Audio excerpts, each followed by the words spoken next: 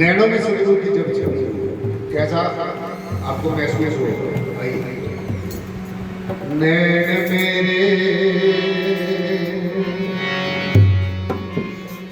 दरस तेरे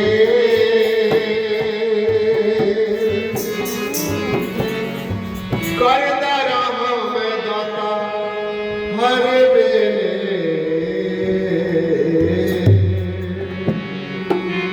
सदगुरु ऐसी कृपा करो हर समय मुझे आपका दर्शन होता रहे, मैं आपके संतों महात्माओं की सेवा करता रहूं, आपके दरबार में मेरी हाजिरी लगती रहे। मुझे मन की जो ये चाहते हैं, मन का जो है व्यवहार है, सदगुरु बचा के रखो। सदगुरु मुझे सद्बुद्धि दो ताकि मैं हर समय आपको याद करता हूं। भाई ऐसा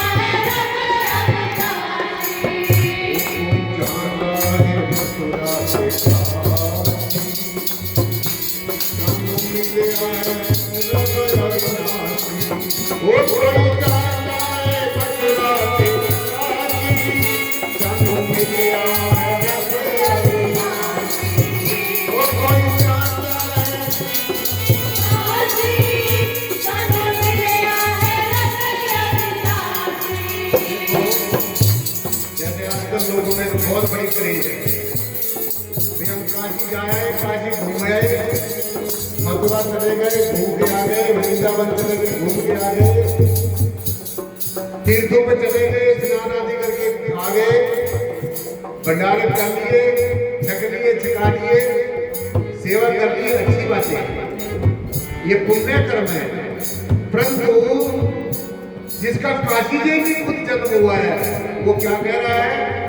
काया काशी खोजो भाई, दास रविदास रहे समझ आएगा। अमरनाथ जी रोज आपको ये गुरु जी की वाणी में कितने शब्द सुनाते हैं, ये लिखा ना वाणी में, अमरनाथ जी लिखा नहीं, गुरु जी की वाणी में लिखा है। परम श्रद्धेय संत शिरोमणि श्री गुरु रविदास जी महाराज की वाणी में, काया काशी खोजो भाई, दास रविदास रहे समझ आएगा। तो गुरु जी तो ये कह रहे कि भाई वो काशी नहीं, जहाँ मेरा जन्म हुआ है वहां जाना कोई बुरी बात नहीं है, अपने गुरु का स्थान है, जन्म हुआ है। अब मेरा जिस गांव में जन्म हुआ तो आप उस गांव में घूमते रहो, उसमें से क्या बैठा हूं। तो इसलिए जो संतों ने कहा है वो करना है, अपनी मनमर्जी से नहीं करना है, तब जाके कुछ लाभ हो सकता है। तो काया, ये काया है, यही काशी है, असली काशी यही है।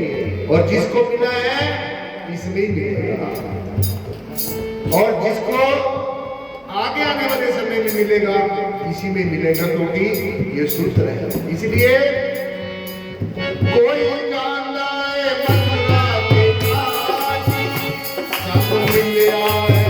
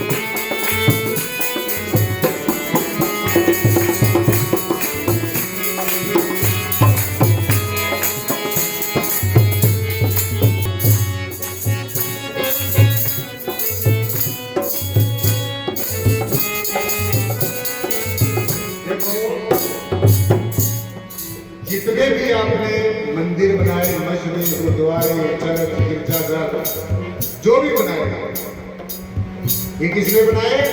ये इंसान ने बनाए।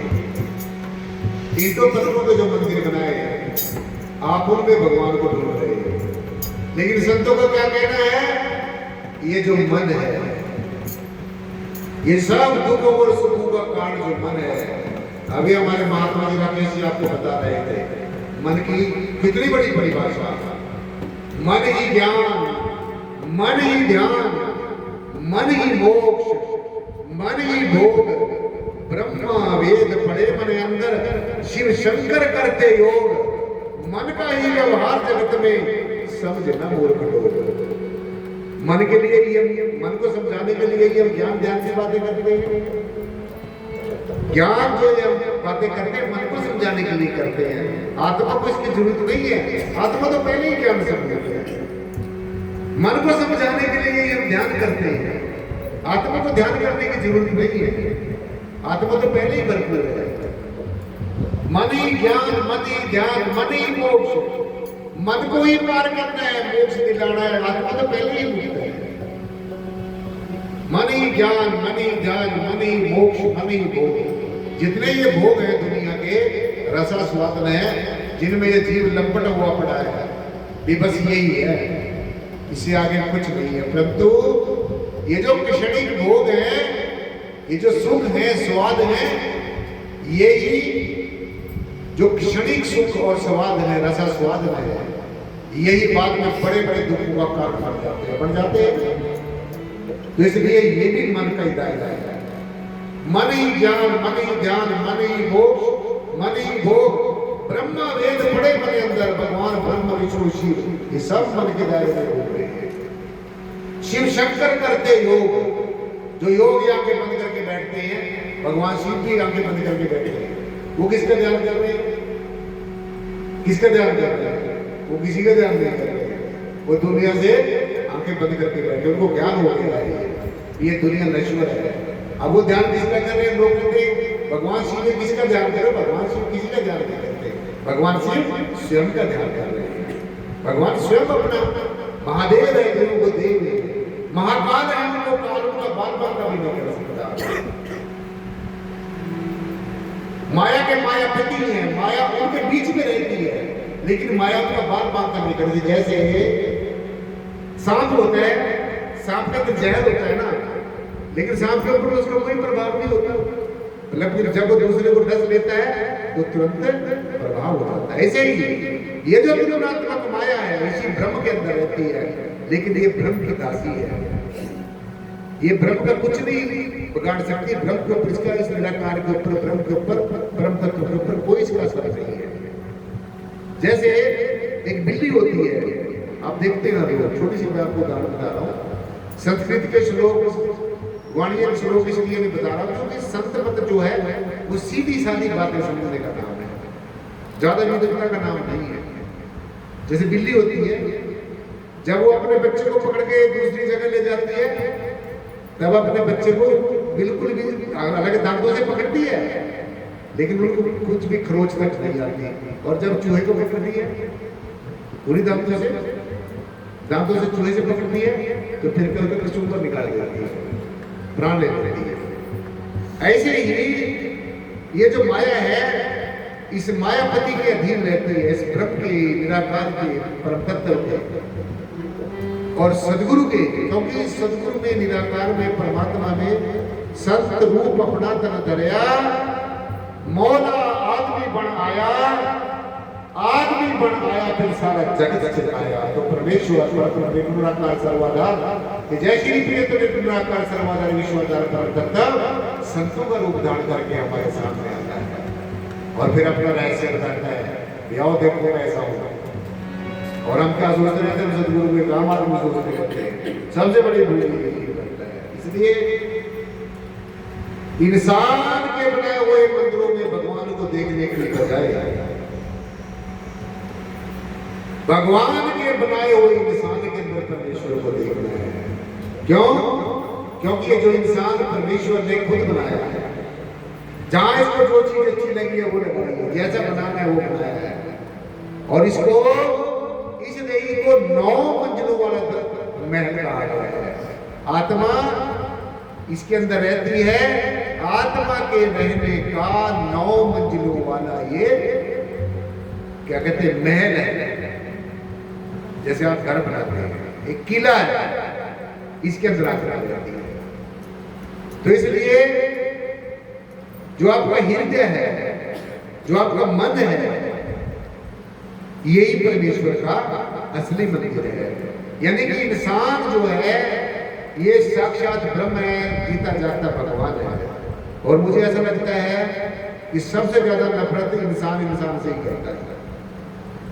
इंसान की बनाई मूर्तियों से प्यार करेगा, उनका के गिड़गिड़ाएगा खड़ा होकर, इंसान के बनाए मंदिरों में भाग भाग के जाएगा। और जो ये इंसान खुद परमेश्वर ने बनाया, और सबसे खुशी की बात यह है कि बनाकर इसके अंदर ही बैठा है परमेश्वर, लेकिन कभी अंदर जाने की कोशिश ही नहीं की। बाहर वाले मंदिरों में झाड़ू पोछे मारते रहे, बाहर की बनाई बनाई बातों को लोगों को सुनाते रहे, अंदर जाने की फुर्सत ही नहीं मिली। अब चलो अंदर चलो, अंदर की तरफ उड़ान भरो। बाहर तो निराकार परमेश्वर को देख लिया, क्या कभी अंदर भी देखा है? तो जब तक अंदर नहीं देखोगे तब तक आप कैसे कहोगे कि परमात्मा अंदर भी है बाहर भी है। जो ये कहते हैं कि परमात्मा अंदर है बाहर है चारों तरफ है, उन्होंने इस चीज को अनुभव किया है, तो हमने इसको अनुभव करना है। तो अगली पंक्तियां में यही संदेश देती है, यही होती है।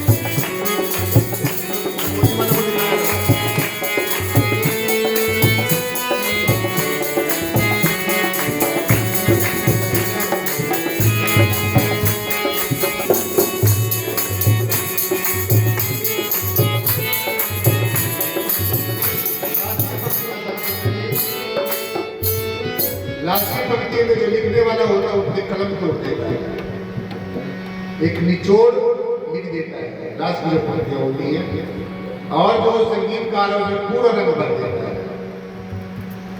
तो लास्ट की पंक्तियों में ये कहा है, ये शिष्य अपने सदगुरु के चरणों में अरदास करते हैं, सदगुरु मेरे ऊपर कृपा करो, क्योंकि ये मन बड़ा चंचल है, ये मुझे भटका देता है, और इससे मैं तो खुद नहीं बच सकता। इसने बड़े बड़े राजाओं को, महाराजाओं को, रानियों को, पटरानियों को, बड़े बड़े योगियों को, तपस्वियों को, बड़े बड़े आगे पंथ करने वालों के, तपस्या करने वालों को ऐसी मात दी वो सड़कों पर भटक रहे घूमते हैं। ये मन इतना चंचल है। तो सदगुरु के आगे अरदास करनी है, सदगुरु जो तूने मुझे वचन दिए हैं मैं आप खुद नहीं चल सकता, आप मेरे ऊपर कृपा करो, मैं आपके वचनों पे चलता रहूं। जो असली भक्ति है, दबंगबाजी नहीं करनी है, दिखावा नहीं करना है। भक्ति बहुत सहज और सीधा मार्ग है। ये तो कुछ मनमुख लोगों ने, मौका प्रस्त लोगों ने, मतलब प्रस्त लोगों ने अपने आप को ज्यादा बड़ा भक्त दिखाने के लिए इसको बड़ा बड़ा तरह तरह के फैसलों में बांट दिया है। भक्ति ऐसी कीजिए जान सके ना कोई। जब आप भक्त बन जाओगे तो आपको पता भी नहीं चलेगा। भक्ति ऐसी, सुनो मेरे भाई, जब भक्ति आई तो कई बढ़ाई। फिर बताने की जरूरत नहीं पड़ेगी मैं सदगुरु के दरबार में सेवा करती है, मैं ऐसा करता हूं, हम ऐसा करते हैं, ये कहने की जरूरत नहीं पड़ेगी। आप गुम हो जाओगे। भक्ति ऐसी, सुनो मेरे भाई, जब भक्ति आई तो कई बढ़ाई।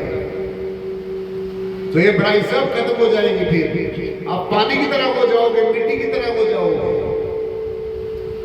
ये सब अहंकार धुल जाएगा इसमें, जैसे पानी में धुल जाता है। तो तब भक्ति फलीभूत होगी। तेरे वचना से चलता रहा मैं सदगुरु, मेरे ऊपर कृपा करो, मैं तेरे वचनों पे चलता रहूं। क्योंकि अगर आप सदगुरु की उंगली पकड़ के चलेंगे, हाथ पकड़ के चलेंगे, हो सकता है आपका हाथ छूट जाए। तो सदगुरु से अरदास करो, ये सदगुरु मुझे अपना हाथ अपने हाथ में दो और मेरा हाथ आप खुद पकड़ कर चलो। क्योंकि जब सदगुरु तुम्हारा हाथ पकड़ लेगा तो फिर छूटने की गुंजाइश नहीं है। सदगुरु जहां जाएगा वहां ले जाएगा। और जब तुम सदगुरु का हाथ पकड़ोगे तो रंग बिरंग की दुनिया को देखकर, खेल तमाशों को देखकर, ये दुनिया के आकर्षण और आसक्ति को देखकर, इस संसार के मोह को देखकर, इस संसार की चहलकदमी को देखकर, इस संसार की भागम भाग को देखकर, तो कहीं पर भी आप सदगुरु का हाथ छोड़ सकते हो। और देखो आगे जाते हैं छोड़ छोड़ के। तो ये क्या है? ये भक्ति है थोड़ा है? ये तो भक्ति के साथ, सदगुरु के साथ मजाक है। इसलिए लास्ट की पंक्तियां हमें यही संदेश देती हैं, यही ध्यान रखना।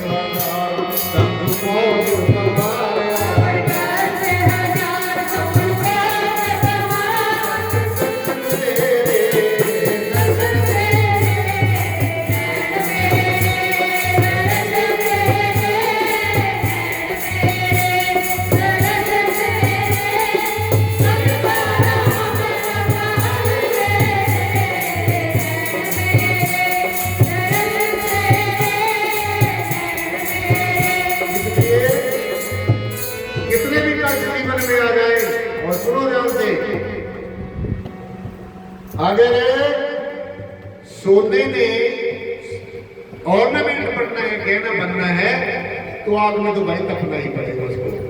सुनार की दो हथौड़े की चोट तो खानी ही पड़ेगी, वरना वो कभी भी आभूषण नहीं बन सकता है। इसलिए मेरी हर विपत जन करो सुभाई, चरण ना छाड़ू शरीर करे। ये सदगुरु अब तेरे चरण कस के पकड़ लिए हैं। मेरे ऊपर कितनी भी मुसीबतें आ जाए, मेरे ऊपर कितने भी कष्ट आ जाए, अब की बार तेरे चरण छोड़ देंगे। तो बनो ऐसे, ऐसे बनो, फिर तो तुम्हारी भक्ति सफल हो जाएगी। और न यादा तितराता बटेर ऐसे बन गई।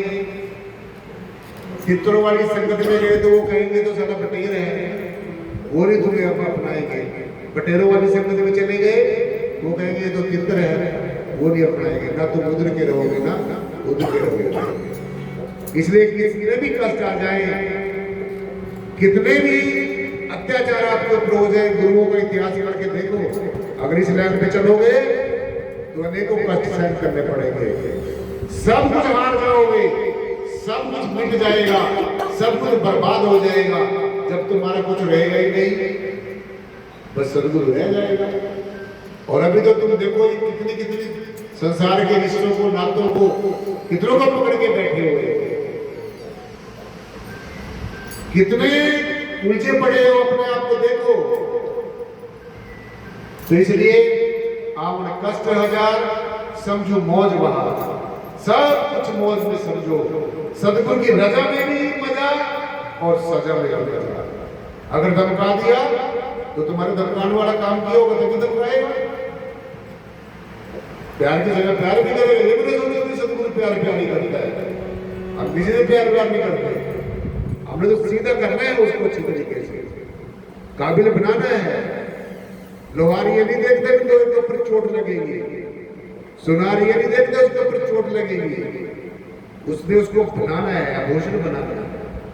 इसलिए सदगुरु की शरण में जब जीव आ जाता है तो सदगुरु भी उसको बहुत तरीके से, लोहार को देखा ना, कुम्हार बाहर से हाथ फेरता रहता है और अंदर से ठोकता रहता है, उसको खड़े होता है ना, कभी देखा खड़ा करते हैं?